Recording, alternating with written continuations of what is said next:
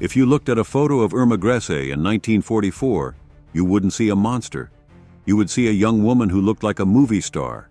She had perfect blonde hair, bright blue eyes, and she was barely 20 years old. She was arguably the poster child for the Nazi ideal.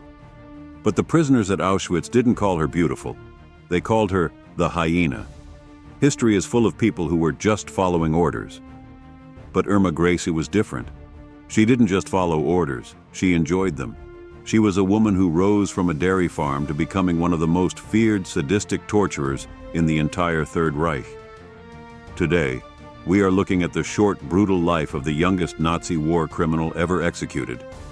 And I have to warn you, the details of what she did are not for the faint of heart. To understand the horror, you have to understand her power. By the time Irma was 19, she was a senior SS supervisor. That meant she held the lives of 30,000 female prisoners in her hands. Most 19-year-olds are worrying about romance or their future careers. Irma was worrying about how many people she could break in a single day. She walked the camp wearing heavy hobnailed boots and carried a cellophane whip encrusted with jewels. And she used it constantly. The source material tells us she would whip women on their most sensitive body parts, causing injuries that would often lead to fatal infections. But it wasn't just physical pain, it was psychological.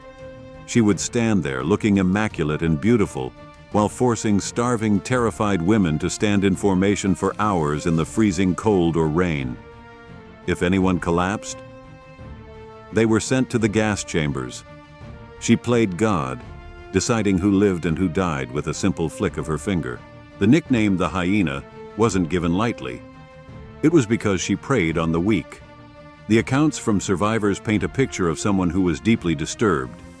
She was known to be involved in the camp's medical experiments, not as a doctor, but as a spectator.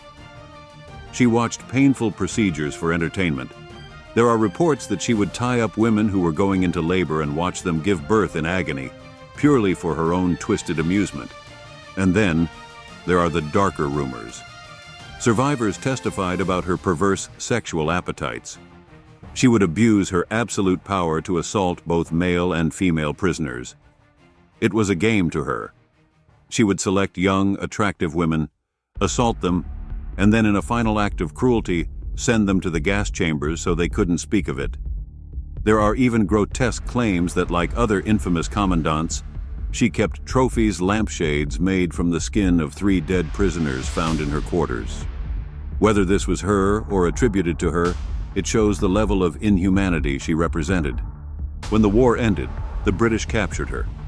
You would expect a 22-year-old girl caught for mass murder to be crying, to be begging for forgiveness, to say she was brainwashed. Irma Grese did none of that. During the Belsen trial, she sat in the courtroom checking her hair. She laughed. She glared at the survivors who testified against her. She showed absolutely zero remorse. When asked about her crimes, she remained defiant. She truly believed she had done nothing wrong.